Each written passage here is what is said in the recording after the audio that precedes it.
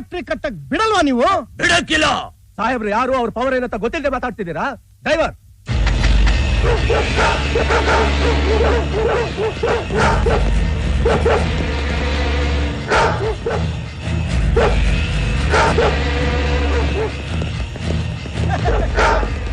ಸೋಫೆ ಸೋಫೆ ಗೋ ಗೋ.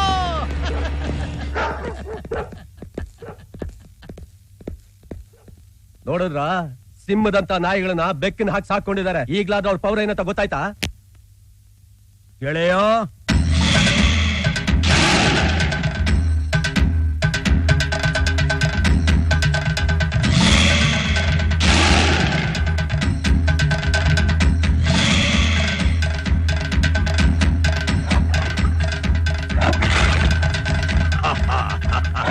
ಶಬಾಷ್.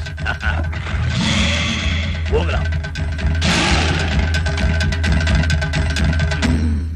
After all ನೀನು ಮನೆ ಬಾಗಿಲಿಗೆ ಬಂದಿರೋ ಮಂತ್ರಿನ ನಿಲ್ಸಿ ಅವಮಾನ ಮಾಡ್ತಾ ಇದೀಯಾ?